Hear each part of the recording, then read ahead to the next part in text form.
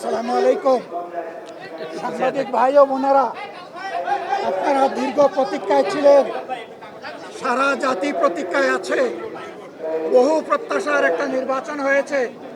নির্বাচনের ফলাফল নিয়ে আজকে আমরা কোনো কথা বলবো না, কিন্তু আমরা বুক ভরা আশা নিয়ে এই সংসদে এসেছি। যে এই সংসদ জুলাই শহীদদের রক্তের উপর দাঁড়িয়ে আছে।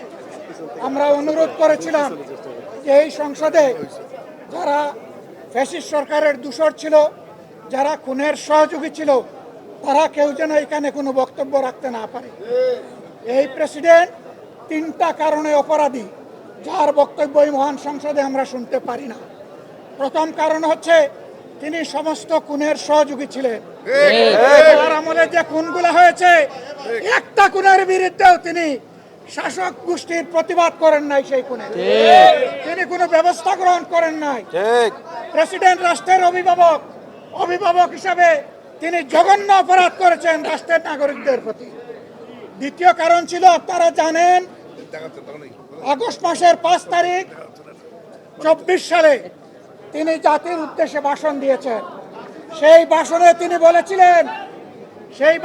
তিনি বলেছিলেন যে তৎকালীন ফ্যাসিস্ট প্রধানমন্ত্রী পদত্যাগ করেছেন এবং তিনি তা মঞ্জুর করেছেন।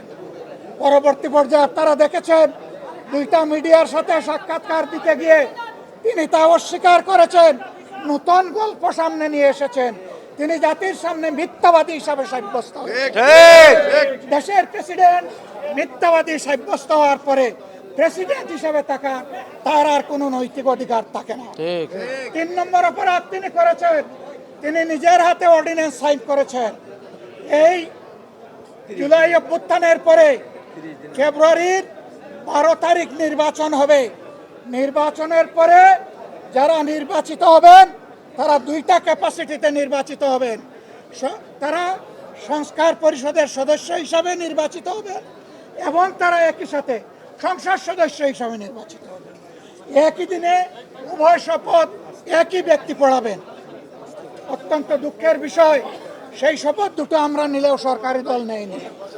তার প্রথম দায়িত্ব ছিল গেজেট প্রকাশের 30 দিনের ভিতরে সংস্কার পরিষদের অধিবেশন ডাকা।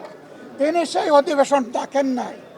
গণভোটে হার পক্ষে ভোট দিয়েছে 70% মানুষ। তিনি 70% জনগণকে, দেশবাসীকে অপমান করেছেন। এখানেও তিনি অপরাধ করেছেন। এই 3 অপরাধের কারণে আমরা তার ভাষণ শুনতে চাইনি এবং আমরা সরকারি দলকেও অনুরোধ জানিয়েছিলাম, স্পিকার মহোদয়কে অনুরোধ জানিয়েছিলাম তাকে যেন ভাষণ দিতে দেওয়া না হয়। তারা আমাদের কথা গ্রাহ্য করেন নাই। আমরা সংক্ষুব্ধ হয়ে সংসদ থেকে বের হয়ে এসেছি। আমরা আগামীতে এই সংসদে কোনো অন্যায়কে আমরা বরদাস্ত করব না এবং মেনে নেব না। আমরা জনগণের স্বার্থের পক্ষে লড়াই করে যাব, অধিকারের পক্ষে লড়াই করে যাব। প্রিয় দেশবাসী, আমরা আপনাদের সাথে আসি, আপনাদের অধিকারের পক্ষে আছি, আপনাদের রায়ের প্রতি আমাদের সম্মান আছে। আমরা আছি আপনাদের সাথে, আপনারাও থাকবেন আমাদের সাথে।